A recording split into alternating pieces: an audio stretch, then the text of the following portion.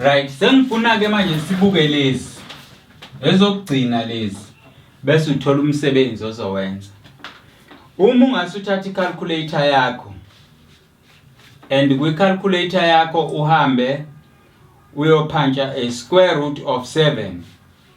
U-square root of 7 uzobona ukuthi i-answer yakhe ukunikeza u2,645 645 751 751 645 645 751 3123. Ake sibuke lezi number. Sibuke lezi number nansi answer ka square root 7. Ngithi yabona? Nansi i-answer ka square root of 7. Square root of 7. Can you ungakwazi yini ukungitshela ukuthi u-square root of 7 u-e noma u-re? Is it irrational? Awuyiphathi kahle or rational? Uyiphatha kahle. Ku-rational nansi into ofanele siyazi ngo-rational number. It has a pattern and it ends. It has a pattern and it ends. Bese kuzothi u-irrational no pattern. Okay? Asibukeke. Ikhona yini pattern la? 2 6 4 5 7 5 1 3. Akho pattern kulezi number lezi. Anti yabona? Therefore u-square root sika 7 it's an irrational number. Asibuka i-square root sika 5. Sona ke ukuthi sithini?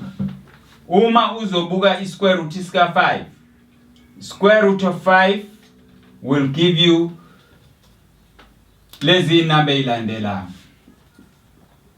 2,23 60 679 775. Angiphinde ngibuke la ikhona yini i-pattern kulezi number. Ikhona yini pattern kulezi number 2 3 6 0 6 7 9 7 7 5. There is no pattern. Therefore a square root of a number like this ayina i-pattern, no pattern. Therefore kusho ukuthini it's irrational. Ake sibukeke inumber uma ikwi square root sizothi inayo yini i-pattern. Uma ngase ngikunikeze a square root of 9. A square root of 9 is 3. And 3 is just a number. It is behaving. It is just 3. Ngeke izishintshe. It is just 3. Ngizokunikeza a square root of 12. Uma ngizokunikeza a square root of 12, asambe sisicheke nawe. A square root of 12 uzokunikeza into enjengale. Square root of 12. Square root of 12 ukunikeza a 3,464 101 6151. Ikhona yini pattern laphayana? There is no pattern laphayana. Ayikho pattern la. There is no pattern. Therefore this one is irrational, whereas this one is rational. It behaves and it ends. It does not behave. It has no pattern. Does not behave. So it's irrational. Nanku kumsebenzi wakho grade 9.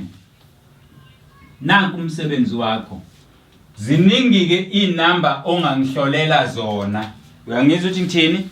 Ziningi inumber ongangihlolela zona. Nakho wena engifuna ukwenza. Yabo lezi inumber engiyibhalela la zonke lezi number zonke ngizofuna wenze kanje. Uzohamba wena ubhale a Venn diagram busu uyangitshela ukuthi i-Venn diagram yaziphi inamba. Natural numbers. Natural numbers.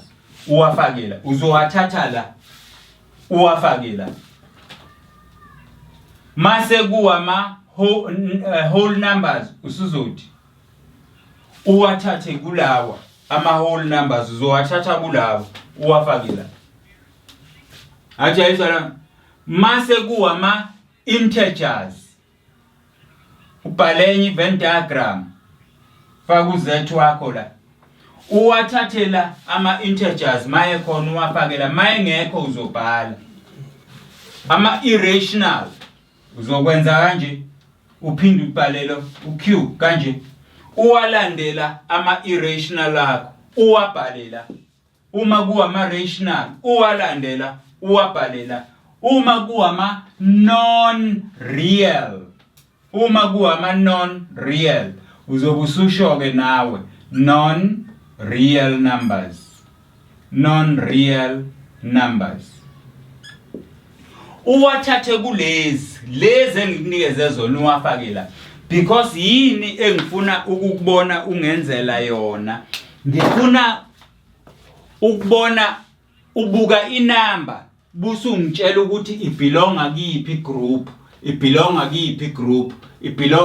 group athi ayizala uma leyo namba ibelonga kuma groups awu2 awu3 uzokwenza kanjalo izovela la iphinde iyovela kuleya group iphinde iyovela kuleya group uma ibelonga lapho athi siyayizwa lonto.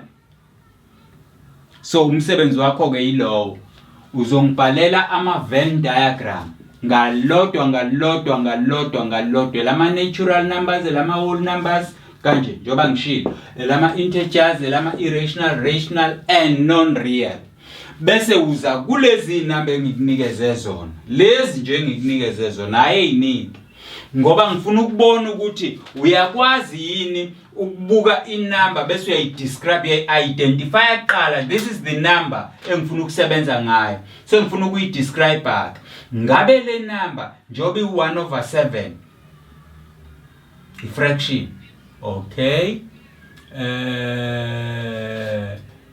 ikhona ifraction kuma rational okay futhi yaba positive and negative okay iyaphela ke ngibukeke u1/7 as a fraction u1/7 as a fraction uthini kona u7 ku0 ku1 0, u7 ku10 1 kusala u3 ku30 4 njalo ubuke leyo number usebenzisa icalculator yakho ngabe ibelonga la noma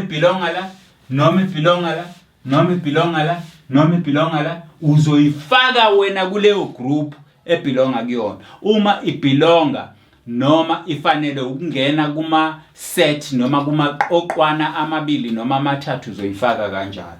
Wona umsebenzi ke lo ozongenzela wona grade 9. Khumbula ke lo msebenzi wenziwa kwa grade 8 kuwena njengamanje revision ngoba kuthiwa sikufundise sikwenze uqonde inamba ngama properties ayo. Makhulunywa ngama properties kukhulunywa ngama characteristics bese ngiwachazile kabanzi. Thatha lo msebenzi buke le video, hlale phansi nomzali noma nomngani wakho ofunda naye niwabuke bese niyangitshela ukuthi yipi number ibelonga kuphi. Uma kunehlula ukuyenza leyo nto niyobiza umzali azama ukunilalelisa niphindlebe neso. Makwenehlula nonke leyo nto buyelani kithi ngendlela zethu zokuxhumana. Lokho kuyonisiza ngoba niyobe seninembuzo eniyoyibeka noma niyinikezele kithi bese thina siyaniphendulela yona.